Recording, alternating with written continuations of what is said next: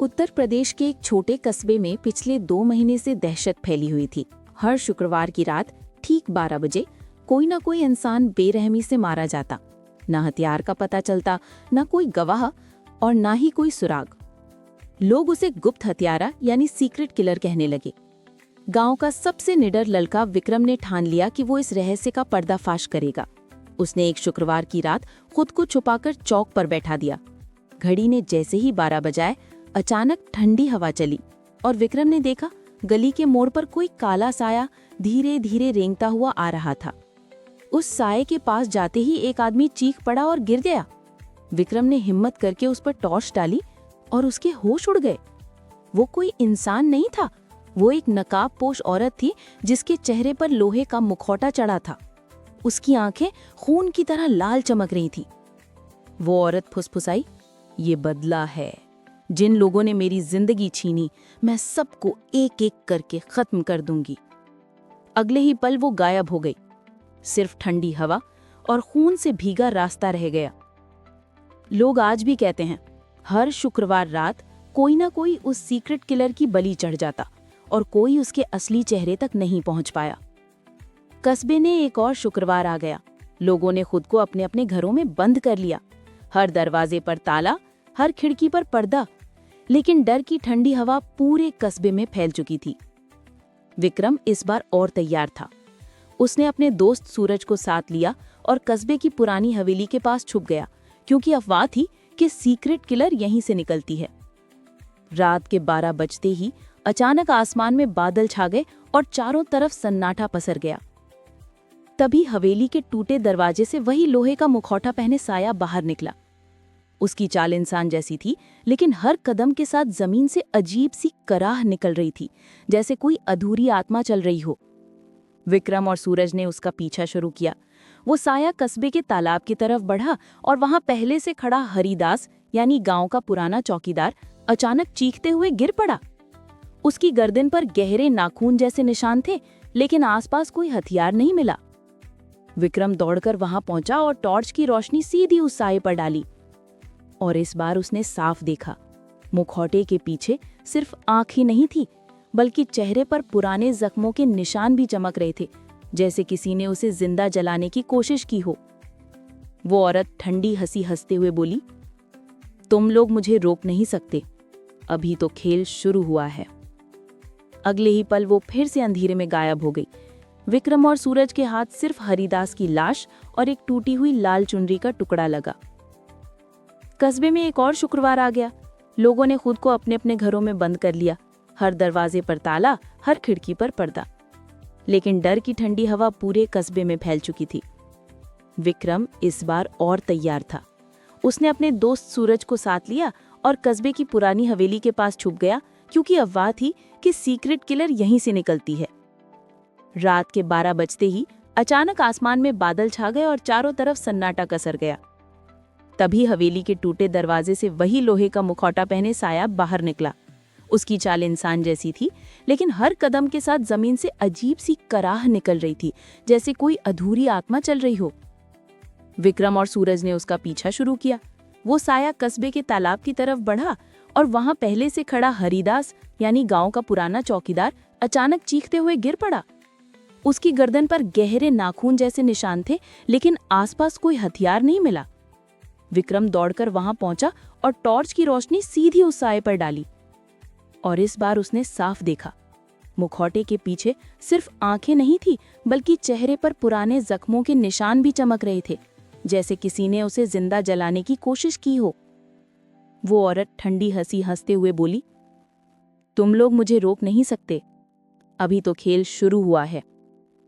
अगले ही पल वो फिर से अंधेरे में गायब हो गई। विक्रम और सूरज के हाथ सिर्फ हरिदास की लाश और एक टूटी हुई लाल चुनरी का टुकड़ा लगा। हरिदास की मौत के बाद पूरा कस्बा दहशत में था। लोग अब खुलकर कहने लगे थे कि सीक्रेट किलर कोई इंसान नहीं, बल्कि पाताल से उठी कोई आत्मा है। लेकिन विक्रम को यकीन था कि ये रहस्य इंसानी है। उसने लाल चुनरी का टुकड़ा कस्बे के पुराने पुजारी पंडित रामदास को दिखाया। पंडित के चेहरे पर डर की लकीरें खिंच गई। धीरे धीरे पंडित ने बताया, बेटा, ये चुनरी एक पुरानी शादी की है। 20 साल पहले ठाकुर हवेली में एक दुल्हन ब्याह कर आई थी, लेकिन उस रात दुल्हा और उसका परिवार रहस्यमयी आग में जलकर मर गया। लड़की को कस्बे वालों ने अपशकुनी मानकर भगा दिया। कहा जाता है वो लड़की जिंदा थी, लेकिन आधा चेहरा जल चुका था। उसके बाद से वो कहीं गायब हो गई। विक्रम और सूरज ने ठान लिया कि अब उन्हें उस लड़की का अतीत खोजना होगा। उन्होंने ठाकुर हवेली की तहकीकात शुरू की। हवेली के जर्जर कमरों में उन्हें जली हुई तस्वीरें, टूटे बर्तन और कोनों में सड़ी गली चुनरियां मिली। लेकिन सबसे डरावनी चीज तहखाने में मिली, एक लोहे का मुखौटा, बिल्कुल वैसा ही जैसा विक्रम ने उस औरत के चेहरे पर देखा था। मुखौटे के अंदर सूखे खून के धब्बे जमे हुए थे। तभी अचानक पीछे से दरवाजा अपने आप बंद हो गया। सूरज ने चीखते हुए कहा, विक्रम, कोई हमें देख रहा है। अंधेरे में वही ठंडी आवाज गूंजी, तुम्हें मेरे अतीत का सच जानने की इजाजत किसने दी? तहखाना मेरी आत्मा का घर है, अब तुम भी बाहर नहीं जा पाओगे। विक्रम और सूरज के चारों तरफ अंधेरा और लोहे की ठंडी खड़खड़ाहट भर गई। तहखाने के अंधेरे में विक्रम और सूरज की सांसें तेज हो गईं। दीवालों से लोहे की खड़खड़ाहट और किसी के भारी कदमों की आहट गूंज रही थी। अचानक एक पुरानी लैंटेन अपने आप जल उठी। उसकी रोशनी में वही नकाबपोश औरत सामने खड़ी थी। मुखौटे के पीछे उसकी जली हुई स्किन और खून सी लाल आंखें चमक रही थीं। वो ठंडी आवाज में बोली, तुम्हें मेरा सच जानना है तो सुनो, मेरी जिंदगी कैसे बर्बाद हुई। और फिर उसने धीरे धीरे अपना अतीत सुनाना शुरू कर दिया। 20 साल पहले इस हवेली में मेरी शादी हो रही थी। मैं ठाकुर की बहू बनने वाली थी, लेकिन ठाकुर और उसके लालची रिश्तेदारों ने मुझे दहेज के लिए अपशकुनी कहकर जिंदा जला दिया। मैं किसी तरह बच गई, पर मेरा चेहरा और मेरा मन दोनों जल गए। उस रात आग में दुल्हा और उसका पूरा परिवार भस्म हो गया। लोगों ने दोष मुझ पर मढ़ दिया और मुझे कस्बे से निकाल दिया। मैंने तड़प तड़प कर कसम खाई थी कि जिसने मेरा घर जलाया उनका पूरा कस्बा मेरी आग में जलेगा। विक्रम ने कांपती आवाज में कहा, लेकिन उन लोगों ने भले ही गलती की हो, इसमें पूरे कस्बे का क्या कसूर है? औरत की आंखों से खून के आंसू बहने लगे। वो चिल्लाई, कसूर है, क्योंकि सब चुप रहे। सबने देखा कि मुझे जिंदा जलाया जा रहा है, लेकिन किसी ने मदद नहीं की। अचानक हवेली की दीवारें कांपने लगी। तहखाने की छत से धूल और टूटी ईंटें गिरने लगीं। विक्रम और सूरज ने भागने की कोशिश की, लेकिन दरवाजा अपने आप जकड़ गया। औरत ने मुखौटे को दीवार पर पटका। उसका आधा जला हुआ चेहरा पूरी तरह सामने आ गया। वो और भी डरावना था। आधी स्किन जलकर काली हो चुकी थी और आधी पर सफेद दाग। वो गरजी, अब मेरा बदला अधूरा नहीं रहेगा। अगला शिकार तुम दोनों हो। विक्रम और सूरज ठिठक गए। चारों तरफ अंधेरे में लोहे की जंजीरें अपने आप खड़कने लगीं। तहखाने के चारों तरफ जंजीरें अपने आप विक्रम और सूरज की ओर बढ़ने लगीं। ठंडी हवा ने लालटेन बुझा दी और अंधेरे में सिर्फ उस औरत की चीखती हंसी गूंज रही थी। विक्रम ने हिम्मत जुटाकर कहा, अगर बदला लेना है तो लो, लेकिन सच सबके सामने आना चाहिए। कस्बे को ये जानना होगा कि असली गुनहगार कौन थे। औरत का चेहरा गुस्से से लाल हो गया। वो गुर्राई, सच? वो सच जिसे दबाने के लिए पूरे कस्बे ने मुझे जिंदा जलते देखा और चुप रहा।